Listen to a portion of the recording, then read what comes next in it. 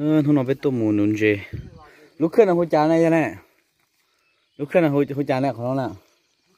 Lúc đây nó nè, bắt đây nè. Biết tôm mù nún gì. Bé ở bây giờ cái tí.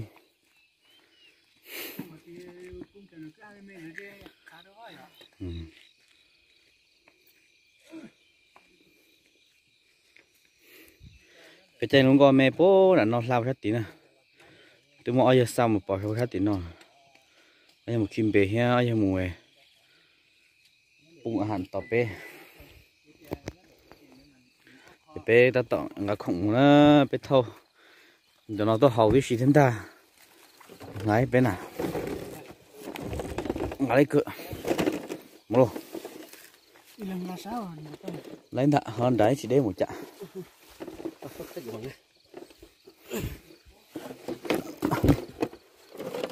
Đây.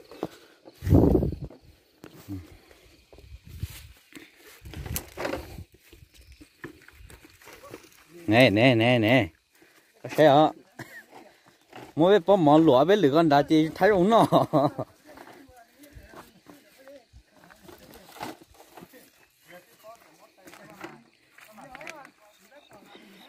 Cả chuyện được với một xe được với mình nôn chè mà lại chả nữa thì lên chè được bên nó nữa. Thế mà bây giờ mới lúc có chặt chay nó đấy mà ho chúng mua có chặt thì bên chay luôn có vàng là nó bên quả chứ.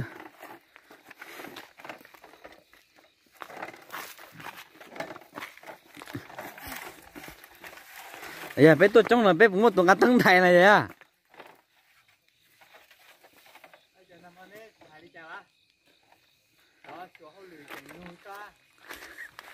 Chỉ biết thăm nó học lời dân đấy vậy.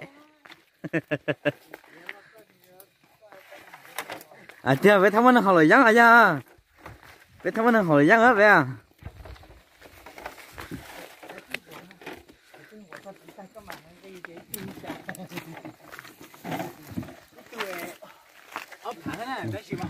Chơi nó nè, sao ấy nó mù thế ta? Sao ấy nó quẩy sang gì đó lẻ lẻ kiểu mà cá chừa luôn đó. Thì phải chìm bắt đứng đây theo hồ cho cá ở vô. À.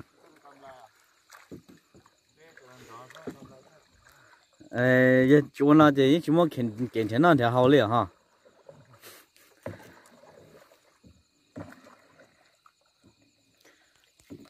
Ô nằm một giờ cam bà theo.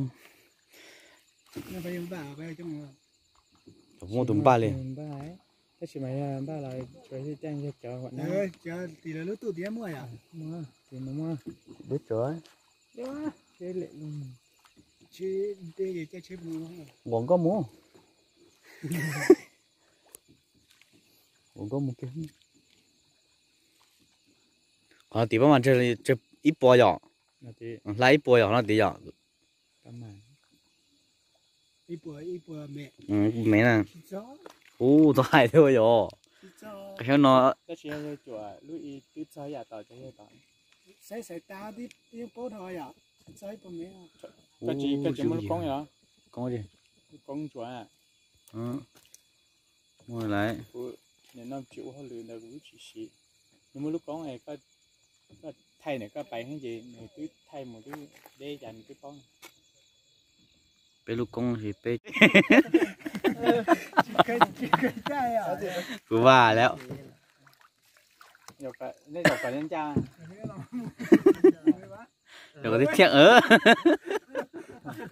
Ô, cho nên mà cháu bắn là được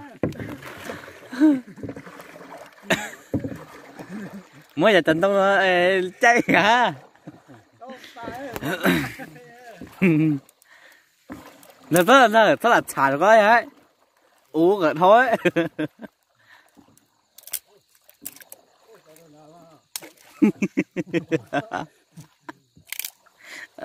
Xả lên đây rồi. Lại đây là trong tôi hát tiếng non đây. Và ta真个人拆头这个做工，多嘛多，这都装备呢。không chắc cắt trên cái đúng mòn á chẳng có ngày lúc mòn chứ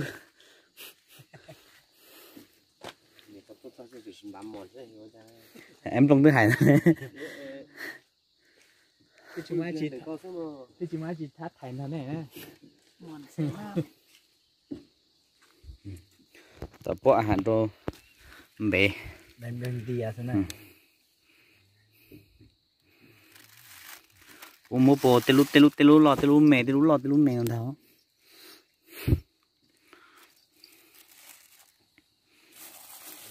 chả yêu bay nữa họ bó tàng này rồi con à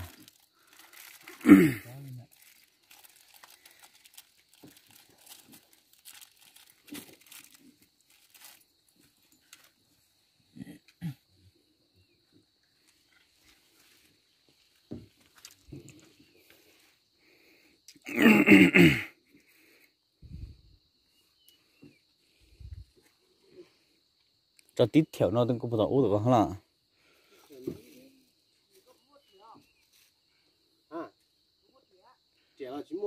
mới chắc chai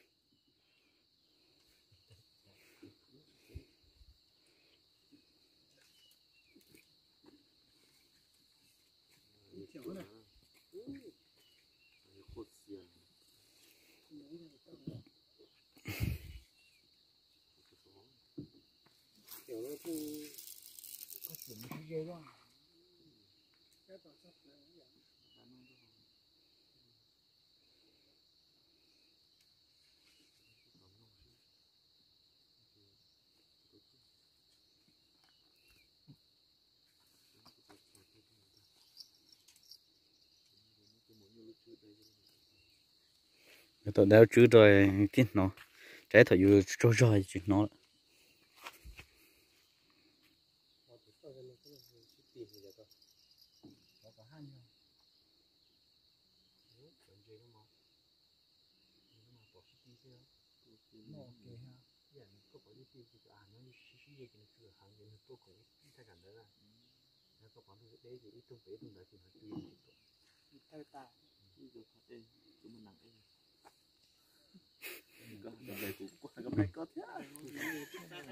nè thọ chỉ chọn con xin ra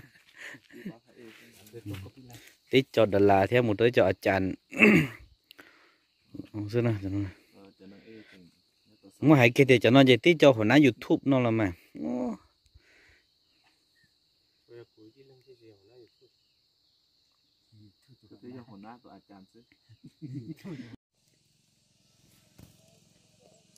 tôi tăng bể tăng nâng giọt rồi tận nọ thôi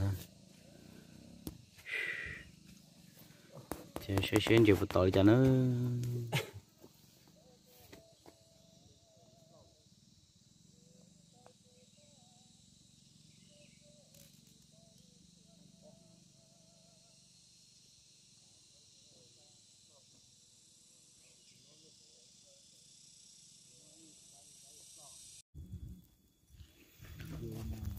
không bao giờ chuyện cho là uống nó kia tôi cho mấy đi tiêu cho nó giận chứ mấy hôm nó sẽ đánh chuyện